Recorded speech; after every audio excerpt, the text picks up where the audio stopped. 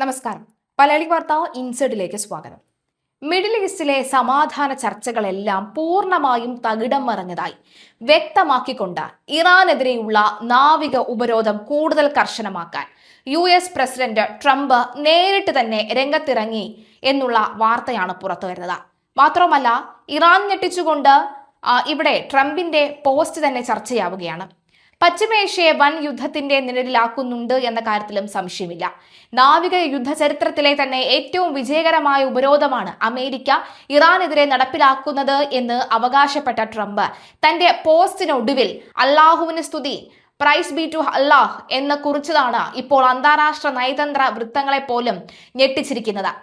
സമാധാന കരാറിനുള്ള ചർച്ചകൾ അനാവശ്യമായി നീട്ടിക്കൊണ്ടുപോയതിന് ഇറാൻ വൻ വില നൽകേണ്ടി വരുമെന്നും ഒരു കാലത്ത് മേഖലയെ വിറപ്പിച്ചിരുന്ന അവർ വെറും വാക്കുകളിൽ മാത്രമായി ഒതുങ്ങിയെന്നും ട്രംപ് തന്റെ ട്രൂത്ത് സോഷ്യൽ പ്ലാറ്റ്ഫോമിലൂടെ പരിഹസിച്ചിട്ടുണ്ട്. തന്ത്രപ്രധാനമായ ഹോർമൂസ് കടലിടുക്കിൽ വെച്ച് ഇറാന്റെ ഷഹീദ് ഡ്രോൺ അമേരിക്കൻ സൈന്യത്തിന്റെ അപ്പാച്ചെ ഹെലികോപ്റ്റർ വെടിവെച്ചിട്ടതോടുകൂടിയാണ് ആഴ്ചകളായി തുടർന്നിരുന്ന അശാന്തി പുതിയൊരു സൈനിക ഏറ്റുമുട്ടലിലേക്ക് വഴിമാറിയത്. ഇതിന് തിരിച്ചടിയായി ഇറാന്റെ വ്യോമ പ്രതിരോധ കേന്ദ്രങ്ങളെ ലക്ഷ്യമിട്ട് US വ്യോമസേനയും നാവികസേനയും അതിശക്തമായ ബോംബാക്രമണമാണ് നടത്തിയത്.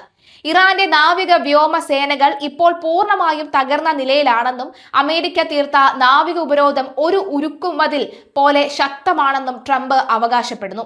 ഉപരോധം മൂലം വിദേശ വ്യാപാരം പൂർണ്ണമായി നിലച്ച ഇറാൻ സ്വന്തം സൈന്യത്തിന് ശമ്പളം നൽകാൻ പോലും പണമില്ലാത്ത പരാജയപ്പെട്ട രാജ്യമായി മാറിയെന്നും ട്രംപ് കൂട്ടിച്ചേർത്തു. US പ്രസിഡന്റിന്റെ കർശന നിർദ്ദേശത്തെ തുടർന്ന് US സെൻട്രൽ കമാൻഡ് ഇറാനിലെ പ്രധാന സൈനിക കേന്ദ്രങ്ങൾ ലക്ഷ്യമിട്ട് പ്രതികാര ആക്രമണങ്ങൾ ആരംഭിച്ചതായി ഔദ്യോഗികമായി സ്ഥിരീകരിച്ചു. US യുദ്ധവിമാനങ്ങൾ, ഇറാന്റെ വ്യോമ പ്രതിരോധ സംവിധാനങ്ങൾ, ഗ്രൗണ്ട് കൺട്രോൾ സ്റ്റേഷനുകൾ, നിരീക്ഷണ റഡാറുകൾ എന്നിവയ്ക്ക് നേരെയാണ് പ്രധാനമായും ബോംബ് വർഷം നടത്തിയത്. ഇറാന്റെ പ്രധാന തുറമുഖ നഗരമായ ബന്ദർ അബ്ബാസിലും ഖേഷം ദ്വീപിന് പരിസരത്തും ശക്തമായ US ആക്രമണം ഉണ്ടായതായി ഇറാൻ ഭരണകൂടം സമ്മതിച്ചിട്ടുണ്ടെങ്കിലും നാശനഷ്ടങ്ങളുടെ കൃത്യമായ വിവരങ്ങൾ പുറത്തുവിടാൻ അവർ തയ്യാറായിട്ടില്ല. അമേരിക്കയുടെ ഭാഗത്ത് നിന്നുണ്ടായ അനാവശ്യമായ കടന്നുകയറ്റത്തിന് കൃത്യമായ മറുപടി നൽകുമെന്ന് ഇറാന്റെ റവല്യൂഷണറി ഗാർഡ്സ് വ്യക്തമാക്കിയിട്ടുണ്ട്. US വ്യോമാക്രമണത്തിന് തൊട്ടു പിന്നാലെ പശ്ചിമേഷ്യയിലെ അമേരിക്കൻ സഖ്യരാജ്യങ്ങൾക്ക് നേരെ ഇറാൻ വ്യാപകമായ മിസൈൽ ആക്രമണം അഴിച്ചുവിട്ടത് അന്താരാഷ്ട്ര സമൂഹത്തെ ആശങ്കയിലാക്കുന്നുണ്ട്. അമേരിക്കൻ സൈനിക സാന്നിധ്യമുള്ള ബഹ്റൈൻ, കുവൈറ്റ് എന്നീ രാജ്യങ്ങളിലെ താവളങ്ങൾ ലക്ഷ്യമിട്ടാണ് ഇറാൻ മിസൈലുകൾ തൊടുത്തുവിട്ടത്. ഇതേ തുടർന്ന് ഇരു രാജ്യങ്ങളിലും വ്യോമ പ്രതിരോധ സംവിധാനങ്ങൾ അടിയന്തരമായി സജ്ജമാക്കുകയും വ്യോമാക്രമണ മുന്നറിയിപ്പ് സൈറണുകൾ മുഴങ്ങുകയും ചെയ്തു. ഇതിനു പുറമെ US സൈന്യത്തിന് ആതിഥേയത്വം വഹിക്കുന്ന ജോർദാനിലെ വ്യോമതാവളം ലക്ഷ്യമാക്കി ഇറാൻ തൊടുത്തുവിട്ട 5 മിസൈലുകൾ ജോർദാൻ സൈന്യം ആകാശത്ത് വെച്ച് വിജയകരമായി വെടിവെച്ചിട്ടതായും റിപ്പോർട്ടുകളുണ്ട്. തങ്ങളുടെ പ്രദേശത്തിന് നേരെ ഉണ്ടാകുന്ന യാതൊരുവിധ ഭീഷണികളും മറുപടിയില്ലാതെ പോകില്ല എന്ന് ഇറാന്റെ വിദേശകാര്യമന്ത്രി അബ്ബാസ് അരഗചി വ്യക്തമാക്കിയിട്ടുണ്ട്. തങ്ങൾക്ക് നയതന്ത്രത്തിന്റെ ഭാഷ മാത്രമല്ല മറ്റു ഭാഷകളും അറിയാമെന്ന മുന്നറിയിപ്പ് നൽകിയ അദ്ദേഹം സുരക്ഷിതമായി ഇരിക്കാൻ ആഗ്രഹിക്കുന്നുവെങ്കിൽ വിദേശ സൈന്യം മിഡിൽ ഈസ്റ്റ് വിട്ടുപോകണമെന്നും അവകാശപ്പെട്ടു. ഹോർമോസ് കടലിടുക്ക് അന്താരാഷ്ട്ര ജലാശയമല്ലെന്നും അത് ഇറാനും ഒമാനും പങ്കിടുന്ന പ്രദേശമാണെന്നും അദ്ദേഹം ഓർമ്മിപ്പിച്ചു. വിദേശ ശക്തികൾ തങ്ങളുടെ അതിർത്തിക്ക് സമീപം നിലയുറപ്പിക്കുന്നത് വലിയ രീതിയിലുള്ള മാനുഷിക പിഴവുകൾക്കും അപകടങ്ങൾക്കും പരസ്പരമുള്ള വെടിവെപ്പുകൾക്കും കാരണമാകുമെന്നാണ് ഇറാന്റെ നിലപാട്. ആഗോളതലത്തിൽ വിതരണം ചെയ്യപ്പെടുന്ന അസംസ്കൃത എണ്ണയുടെ 1/5 കടന്നുപോകുന്ന തന്ത്രപ്രധാനമായ ഹോർമോസ് കടലിടുക്കിലെ ഈ പുതിയ സംഘർഷങ്ങൾ ലോകമെമ്പാടുമുള്ള എണ്ണ വ്യാപാരത്തെയും സാമ്പത്തിക രംഗത്തെയും ദോഷകരമായി ബാധിക്കുമെന്ന ആശങ്ക ശക്തമാണ്. ഇറാനിയൻ തുറമുഖങ്ങൾക്ക് മേൽ വാഷിംഗ്ടൺ ഏർപ്പെടുത്തിയ കടുത്ത നാവിക ഉപരോധം കാരണം കപ്പൽ ഗതാഗതം ഇതിനോടകം തന്നെ പ്രതിസന്ധിയിലാക്കിയിരിക്കുകയാണ്. കഴിഞ്ഞ ഏപ്രിൽ മാസത്തിൽ അമേരിക്കയുടെ F-15 യുദ്ധവിമാനം ഇറാൻ വെടിവെച്ചിട്ടതിന് ശേഷം ഇപ്പോഴുണ്ടായ അപ്പാച്ചെ ഹെലികോപ്റ്റർ തകർച്ച രണ്ടാമത്തെ വലിയ US സൈനിക നഷ്ടമാണ്. ഒമാൻ തീരത്ത് തകർന്നു വീണ ഹെലികോപ്റ്ററിലെ 2 പൈലറ്റുമാരെയും പേർഷ്യൻ കടലിൽ നിന്നും US സൈന്യം വിജയകരമായി രക്ഷപ്പെടുത്തിയിരുന്നു. ആഴ്ചകളായി അമേരിക്കയും ഇറാനും തമ്മിൽ പശ്ചിമേഷ്യയിലെ സമാധാന കരാറിനായി ചർച്ചകൾ നടത്തി വരികയായിരുന്നുവെങ്കിലും അവസാന നിമിഷം അവ പരാജയപ്പെടുകയായിരുന്നു. ഇറാൻ തങ്ങളുടെ ആണവമോഹങ്ങൾ പൂർണ്ണമായി ഉപേക്ഷിക്കണമെന്ന ആവശ്യത്തിൽ ഡൊണാൾഡ് ട്രംപ് ഉറച്ചു നിൽക്കുകയാണ്.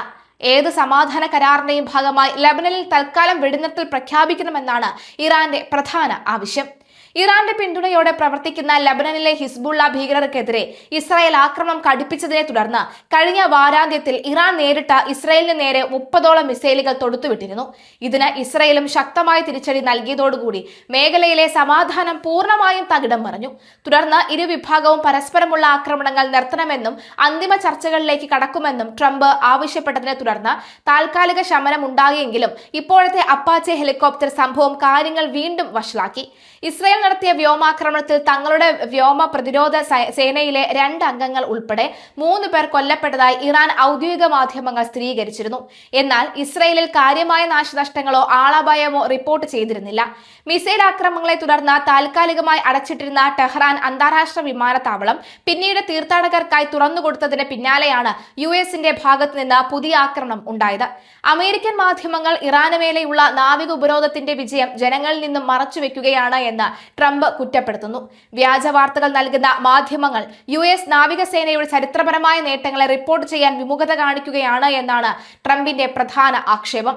തങ്ങൾ ആഗ്രഹിച്ചാൽ മാത്രമേ ഹോർമൂസ് കടലിടുക്കിലൂടെ ഏതൊരു കപ്പലിനും കടന്നുപോകാൻ സാധിക്കൂ എന്നും അമേരിക്കൻ ഉപരോധം ഒരു ഉരുക്കുമതിൽ പോലെ ശക്തമാണെന്നും ട്രംപ് അവകാശപ്പെടുന്നുണ്ട്. എന്നാൽ ട്രംപിന്റെ ഈ കടുത്ത പ്രസ്താവനകളും അല്ലാഹുവിനും സ്തുതി എന്ന വാചകവും അന്താരാഷ്ട്ര തലത്തിൽ വലിയ ചർച്ചകൾക്കും പുതിയ രാഷ്ട്രീയ വ്യാഖ്യാനങ്ങൾക്കും വഴി തുറന്നിരിക്കുകയാണ്. മിഡിൽ ഈസ്റ്റിൽ യുഎസും ഇറാനും തമ്മിലുള്ള ഈ നേരിട്ടുള്ള സൈനിക ഏറ്റുമുട്ടൽ വരും ദിവസങ്ങളിൽ കൂടുതൽ ശക്തമാകാനാണ് സാധ്യതയെന്ന് അന്താരാഷ്ട്ര നിരീക്ഷകർ തന്നെ വിലയിരുത്തുന്നു. നയതന്ത്ര ചർച്ചകളിലൂടെ പ്രശ്നം പരിഹരിക്കാൻ ഇരു രാജ്യങ്ങളും തയ്യാറാകാത്ത പക്ഷം അത് വലിയൊരു പ്രാദേശിക യുദ്ധത്തിലേക്ക് നയിച്ചേക്കാം. എണ്ണവില കുതിച്ചുയരുന്നതിനും ആഗോള വിപണിയിൽ കനത്ത പ്രതിസന്ധി രൂപപ്പെടുന്നതിനും ഈ സംഘർഷം കാരണമായേക്കുമെന്നതിൽ ഐക്യരാഷ്ട്രസഭ ഉൾപ്പെടെയുള്ള അന്താരാഷ്ട്ര സംഘടനകൾ അതീവ ജാഗ്രതയോടെയാണ് മിഡിൽ ഈസ്റ്റിലെ ഓരോ നീക്കങ്ങളെയും നിരീക്ഷിക്കുന്നത്.